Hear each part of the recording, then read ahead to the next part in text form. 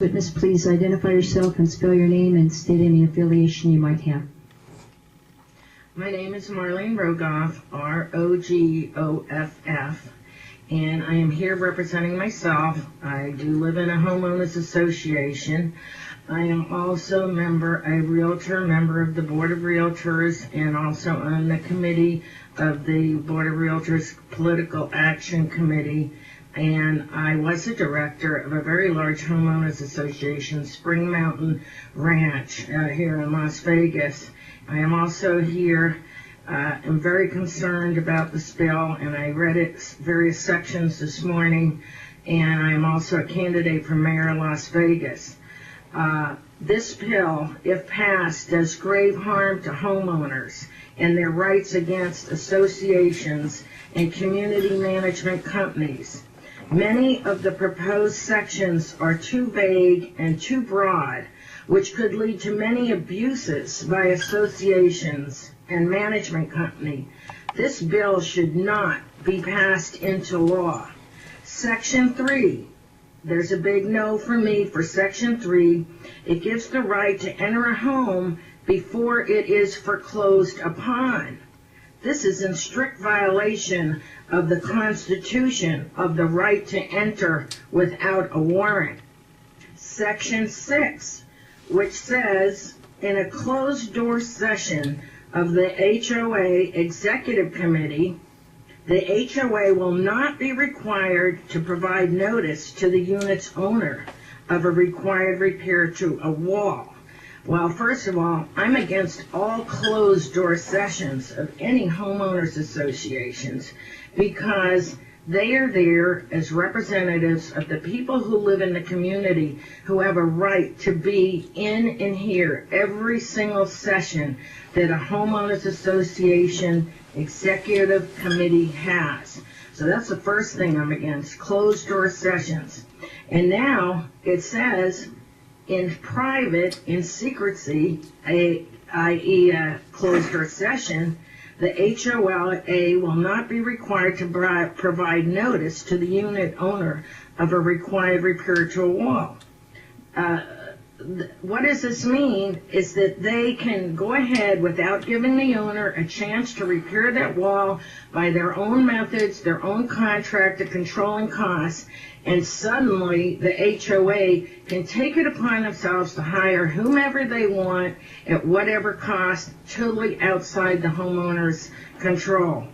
Okay, now, Section 9, and of course that is totally subject to abuse, as we've heard this morning. Section 9, another one, meet in executive, i.e. closed-door session to discuss vendors. Once again, all meetings of the HOA should be open to all owners in the HOA. Section 10 and Section 19 propose to eliminate the requirement the community management company post a bond. They are now required to post a bond.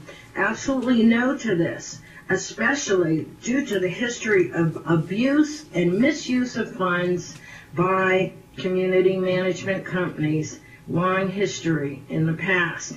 So Section 10 and 19 propose to eliminate that the community management company post a bond. Absolutely not. They should continue this, and for very good reason. Okay. The current law is the community management company has to post a bond. Okay, Section 11 allows HOAs, oh, this is a really good one. Section 11 allows HOAs to invest association funds in anything in an investment policy established by the executive board. Prior to this section being proposed, investment funds of the HOA had to be in investments authorized by the governing documents. This Section 11 gets around this, could lead to abuse of hundreds of thousands of dollars. So this section is really unbelievable, Section 11, that the HOAs can invest in anything they want outside the governing documents. This is clearly the open door to major financial abuse potential. Section 12. No to Section 12. Ms. Rogoff? This is too broad. Ms. Yeah. Rogoff, time.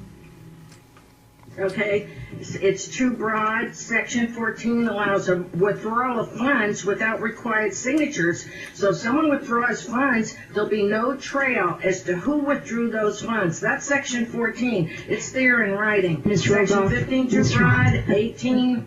I mean, this is outrageous. This entire bill needs to be not passed and go back to committee because the whole bill's outrageous. I rest my case. Okay, Ms. Rogoff, Senator Copeland has a question or remark.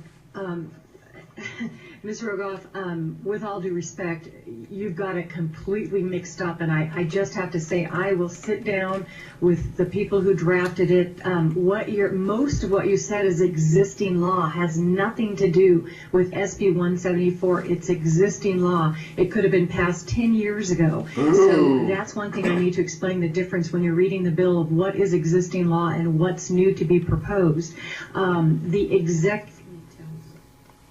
What is italicized is what is new, and the deletions are what is new. And like I said, we can sit down, but what you don't understand is some of the things that you talked about in the sections were actually protections so that the executive board or the board members could not do some of the things that you say that you think the bill is allowing them to do. And it's also making sure that funds are in federally insured reserves so that, I'm not saying it right, but so that the protections are there. So I just would implore that you would get with me when we're in Las Vegas so that we can sit down and explain what these really do, because I don't think you understand it, okay? I'm willing to give you my time on a weekend to sit down and explain it. Could I be allowed a brief answer?